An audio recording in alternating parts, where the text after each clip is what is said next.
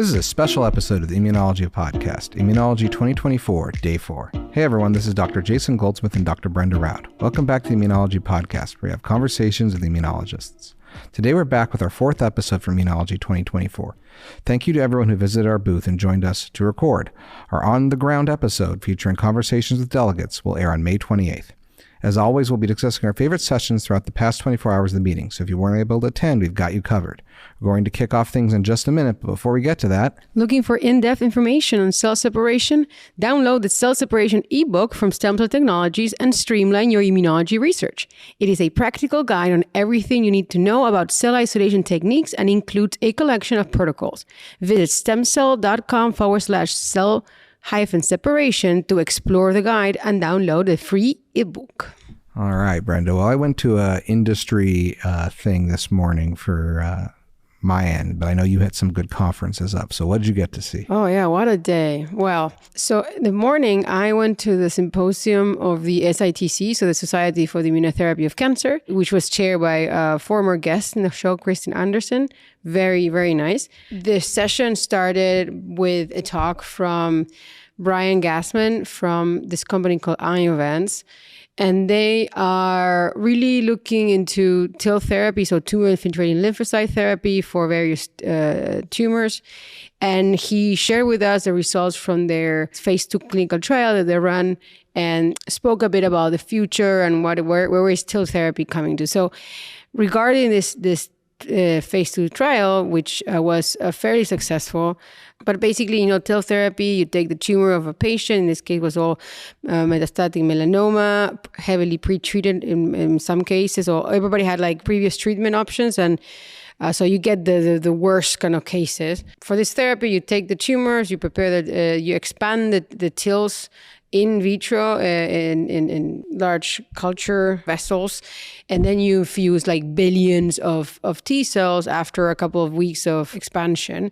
You also treat patients with IL-2 infusions, and so you can have either a big infusion or those are tested like smaller infusions. But basically what they show is surprisingly good results, given that these patients have kind of gone through so many lines of treatment and failed them all.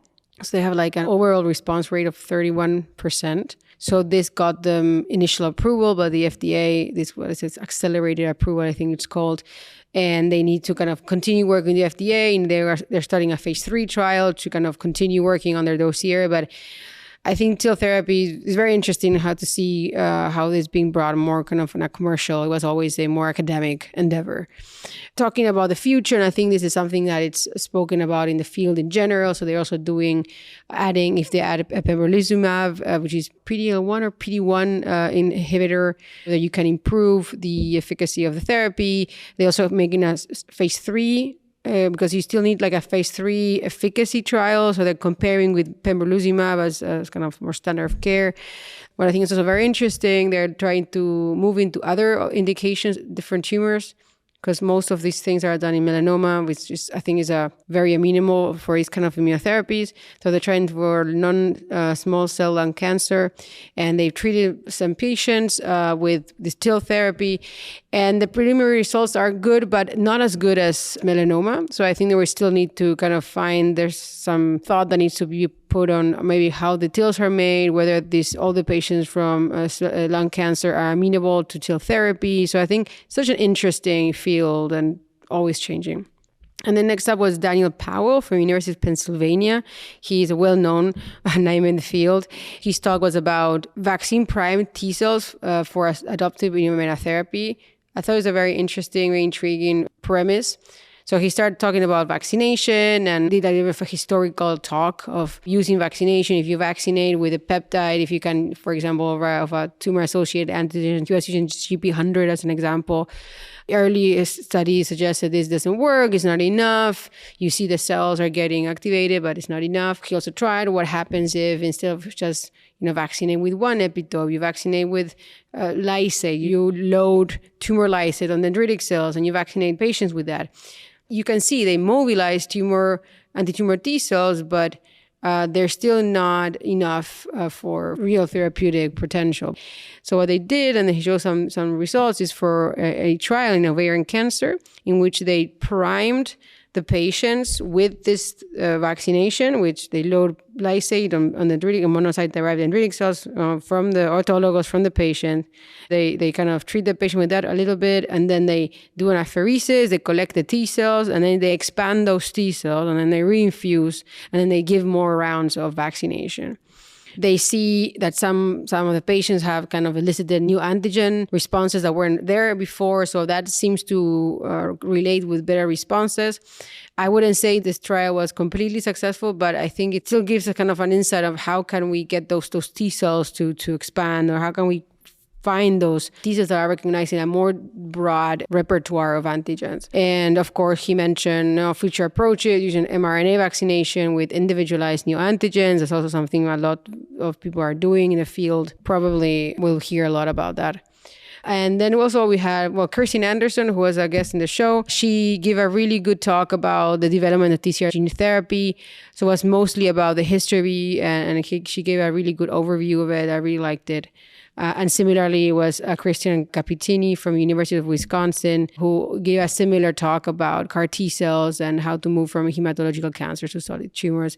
So those talks were a little bit more, I would say, informative, but it was always really nice to see, what's the status of the field of cell therapy and such. Really interesting. Very cool. Yeah. All right. Well, I know we both went to the next thing, which was the presidential symposium. Yeah. This was a 2-hour session, so we'll be here for the next hour as I condense it all down. No, we're going to try to do this. There's no way to do it all justice, but here we go. So first up was Susan Keck from the Salk Institute talking about fueling T-cell fate decisions during infections. And it was really about tumors, though. Looking at, immunometabolism to start with and tumors. And they found that, question is, we know nutrient availability affects T cells. So do you think there's altered nutrient availability for T cell that affects T cell function in tumors? And they squeezed some tumor juice out and found lots of oxidized lipids. And then they found these lipids can kill immune cells once they're in the exhausted state. And so they said, okay, that's cool. What about things other than just oxidative lipids? And one category of lipids is bile acids, which are metabolized from cholesterol in the liver. And they found that bile acids, the more of those you had, the less CD8 positive T-infiltrating lymphocytes you had in hepatocellular cancer, so in liver cancer. And then they looked at this in some detail, of which, of course, you had to go fast because it's a 30-minute talk. And they found that primary bile acids, which are from the liver, are primarily suppress effector and function, whereas secondary bile acids, which generate the microbiome, improve T-cell response. And they showed that this was, that these effects held true in murine and human hepatocarcinoma, that these lymphocytes take up bile acids in liver cancer, which then induces their death through reactive oxygen species, ER stress, and eventually they die. So that was that high-level story. Then we had Alexander Chanovsky from the University of Chicago looking at external and internal insults affecting autoimmunity. 2 stories here related to type 1 diabetes. One was about diet and others about sex hormones. I don't even know how many decades of work we went through here, but a lot. So one question was, does dietary modification alter type 1 diabetes incidence? They showed hydrolyzed casein or intact casein protects and slows down, but chow diet protein and egg diet protein don't, so holding protein levels the same but changing the source. And this was microbiome independent using germ-free studies, but found it reduces secretion of insulin and other antigens from secretory granules, so there's less antigen present to generate autoimmunity. Egg white did not reverse the effect, but gluten did. And they found that this was microbiome dependent. They also found that TLR4 knockout mice don't develop diabetes in this system with gluten. And they found that there's LPS present in gluten that's stimulating TLR4 to drive the immune response. And this LPS is present in commercial gluten containing grocery store products. Nice. But then they weren't really clear about why does this gluten need to be digested by this bacteria. Right, yeah, that was the unknown part. They don't know why LPS needs proteolysis of gluten to work, because other models show that LPS is protective. Then they looked at some sex basis autoimmunity, and it sounds like in this case, men aren't worse off. Yeah. Right, men have less autoimmunity, right, because it's androgen receptor. Yes. Usually men are worse off with they get man flu. Yeah, but not for autoimmunity. Right, exactly. So that being said, they found that if you remove the antigen receptor, it enhances T-cell autoreactivity. And there's one mechanism through Wnt and TCF7, which is transcription factor. But another one they really dived into is PTPN22, which is a protease we talked about the other day. And they found a non-classical androgen receptor expression motif in its promoter region. And they showed that if you made a reverse motif, you flipped it. So that was cool. And the human correlation is this mutation is inversely correlated with autoimmune disorders through a 23andMe collaboration. And this mutation's known otherwise, or this gene has GWAS associations with type 1 diabetes. It's a very strong one, but no one was really linking it to what was going on here. It's an androgen story. The next up is Mark Jenkins from the University of Minnesota and how antigen-specific CD4 memory T cells form during infections. He basically wanted to show something that took a while to show. Yeah. So we know that there's these short-lived effectors and long-lived memory effectors split for CD8 cells. So you have these short-term effectors and then they all die and there's some memory ones left over and they keep going. And that's true for CD8, but not CD4. And he's trying to figure out what's happening here. And so long story short, memory T cells for CD4s are survivors after a contraction phase. And he basically mapped out the contraction phase. Mm-hmm. And what he did this is using peptide MHC2 tetramers for a listeria, and then did a bunch of flow and a UMAP and single cell RNA-seq to show that you have this expression profile by day 7 post-infection that then by day 21 contracts, and that this bifurcated UMAP blob, as he would put it, like 2 blobs of early in memory, all the stuff on the left blob, okay, the stuff that doesn't survive dies and you're only left with the memory population that then persists 90 days later. Right, but the heterogeneity is already established by day 7. Yeah, so you have your 2 groups early on and they expand and then they start dying and only the one that has been pre-selected to survive survives by the end at the day 21. And then last, but not least, but not last on the program, but last in the talk, was Diane Mathis from Harvard Medical School, Treg controlled tissue homeostasis. So in this talk on Tregs from Diane Mathis, as opposed to other talks or when she was on with us, we're talking about dura mater, brain, meningeal Tregs. And so they appear early and increase with age.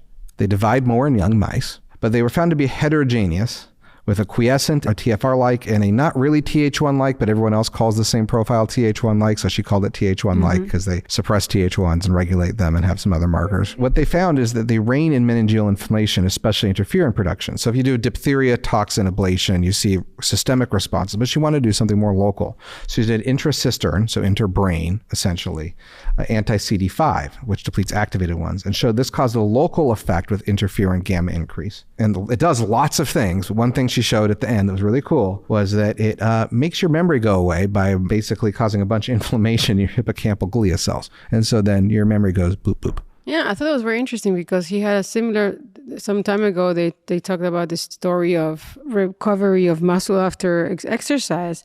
And it's basically a very similar thing that Tregs protect muscle cells from the interferon gamma production that happens after exercise, and that's how they maintain the health of these cells and help you improve your muscles with time, with exercise. And clearly without it you won't remember either.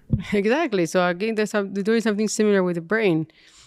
Tregs are always behind everything. They get the job done. They get the job done. Whew, what a day, right? Time goes flying. We're going to the gala today. And tomorrow's the end.